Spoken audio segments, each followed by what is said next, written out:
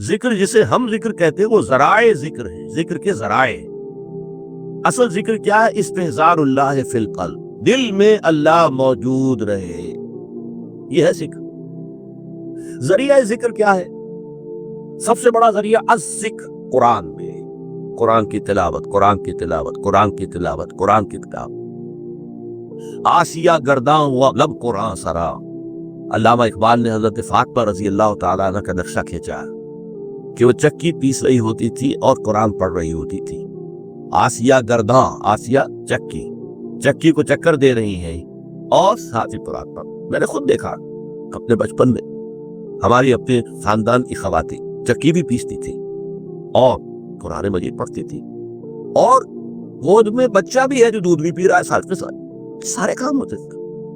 تو الذکر قرآن ہے۔ اور نمبر 2، یہ مضمون پھر آئے گا جو ہمارا اگلا حصہ ہے اس منتخب نصاب کا 5واں حصہ، اس کا پہلا درس سورہ عنکبوت، اس میں آئے گا۔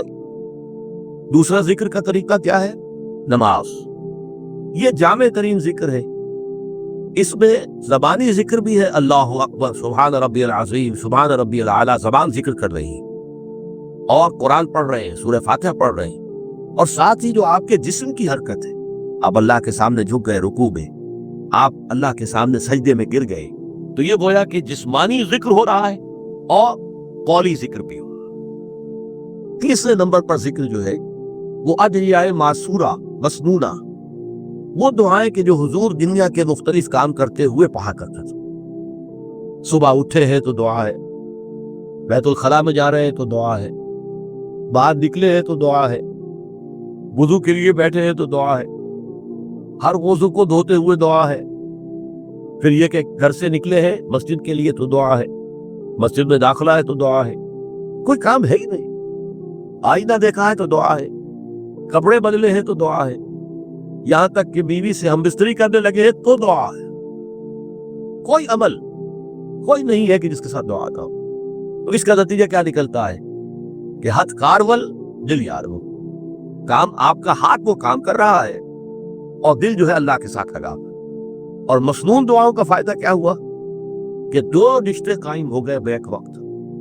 ایک رشتہ اللہ کے ساتھ، آپ دعا تو اللہ سے کر رہے ہیں نا، ایک رشتہ حضور کے ساتھ کہ دعا مسنون ہے، آپ وہ الفاظ پڑھ رہے ہیں، اپنی زبان سے ادا کر رہے ہیں جو نبی اکرم صلی اللہ علیہ وسلم کرتے تھے۔ یہ جو دوام ذکر ہے یہ ہے در حقیقت نفاق کو دور رکھنے کا ذریعہ۔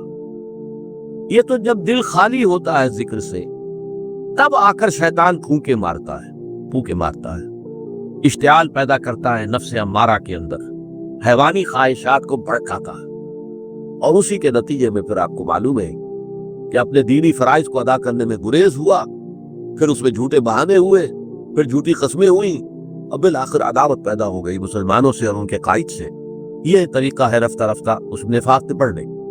اصل بات کیا ہے؟ دل خالی ہے، خانہ خالی را دیو را بھی گیرت، کہ جو خانہ خالی ہوتا ہے، گھر خالی ہو، اس میں جن آ کر آباد ہو جاتے ہیں۔ اسی طریقے سے یہ جو خانہ خالی ہو جائے گا، اللہ کی یاد سے غافل ہوگا دل، اس کے اندر جو ہے شیطان اپنا ڈیرا لگائے گا۔